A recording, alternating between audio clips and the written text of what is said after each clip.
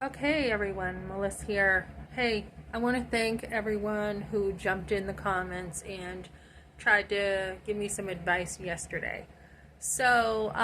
Yesterday my vehicle broke down. I was like on the highway. I pretty much was just pretty calm and just like, just let everyone deal with things.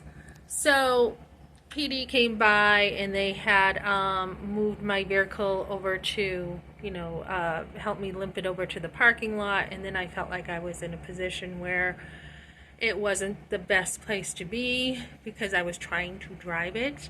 But I was still safe enough. I was pulled off to the side. Tow truck guy came by, had a great conversation.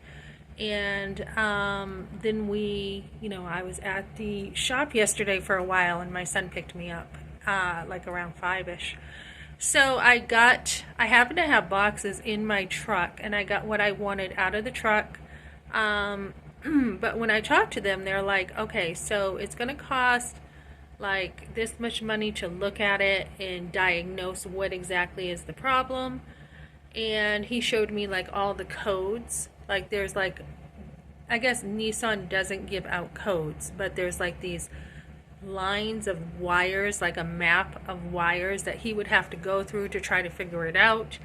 Um, and then on top of that, if it was a computer problem, trying to find a computer for a 2003 Nissan is going to be pretty difficult. And even if you did find, like, yeah, say there's one in the country, um, that's going to be not only expensive, but I mean, is it even going to be realistic?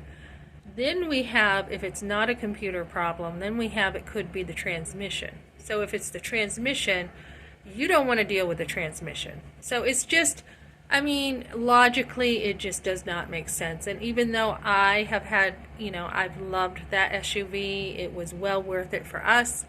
2300 off the side of the road. Took it in October, right around my son's birthday, all over the place. Took it to Mesa Verde, Telluride, all over the place around Colorado, and it was well worth the trip. No regrets at all about that trip. So lots of road trips like every weekend, and then it got me to be able this winter to be able to drive to jobs, to DoorDash. It got my son to work during the winter. It's starting to be nice out again. So, what am I doing about this? I have decided either to sell it for cash. So, I was offered by one place 400. And then I called them back and they locked in the price yesterday for me and they're like, "Oh, we can only do 289." I'm like, "You told me 400." Well, nope. I'm like, "No, you're going to keep your word to me." I don't know why I have such a pet peeve about this. I'm like, "You're going to keep your word to me because you said 400. I'm not taking anything less." And then he's like, "Well, we'll go to 350." And I'm like, "Nope. Nope, no deal. Hang up." Then this other place is like, "We'll give you 289." I'm like, "No, I can get 400 for it." So they text me back and they're like, "We'll give you 330 for it." And I'm like, "No, I want 400." So I called back the other place. I'm like, "Melissa, maybe you're a little too hard-nosed about people keeping their word to you. What is it about you that you hate this when people don't keep their word?" So I'm like, "All right, fine. I'll take 350, get it off my back." And they're like, "Well, you gotta get over to the place or have it towed to your place." And I'm like, I'm not at the shop now. I mean, I don't have a vehicle, so I would have to bus over there. It's like another winter storm today.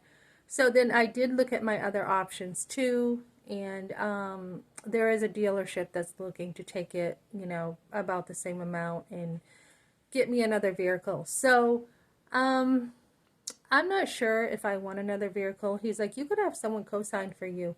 And I'm like, "No, no, no, no, no. I am not comfortable with that. I will walk, I will bus before I have someone co-sign. No deal."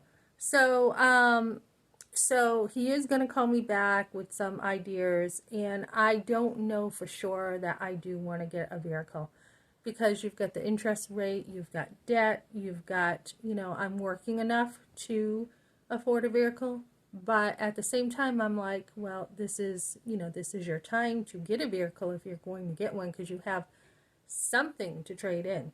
So, and the only reason why I would want a vehicle is to be able to get to work easier, to be able to have the opportunity to work late at night so that I don't have to worry about the bus schedule. So that's what it would be for. So I'm kind of in between of whether I want the cash or whether I want, the vehicle. So I'm kind of like, I don't know. I have a cleaning opportunity too, another one, and I'm like, you're going to need a vehicle for that.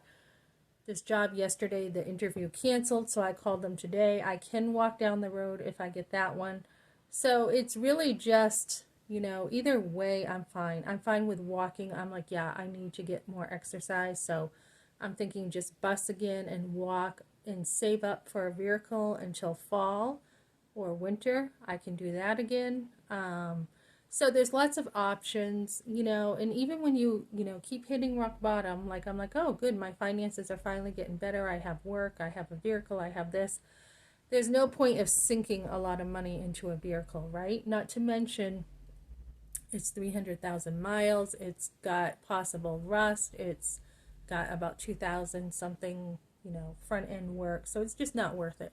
So I think I am leaning on just taking the cash and then saving up for a vehicle. I am leaning that way, but yet if there is opportunity to get another vehicle now, I'm like, you might be better off with something and then just, even if I parked it for summer and, decided to bus, I've got something else to trade in down the road. So I don't know though. He's probably going to give me a high interest rate and I don't want that. I don't. So other than, just you can live on very little. I mean, I can work and just live off, the rent here and the storage I have, and that's about it now because I won't be paying for gas, I won't be paying for insurance. So, I mean, I could even, if I go get my storage stuff, I can even live off just, splitting the rent by quarters here, so we're talking about now at this point about $400 a month. So that's all I really need to live on. So we'll see. We'll see what happens here. We'll see what offers come in. But mostly, ladies, do your homework. Do your homework. Call different people. That's what I've been doing this morning. Call people, see what the offers are, see what people are willing to do, and get the information to make a good decision. Okay, thanks for joining me, guys.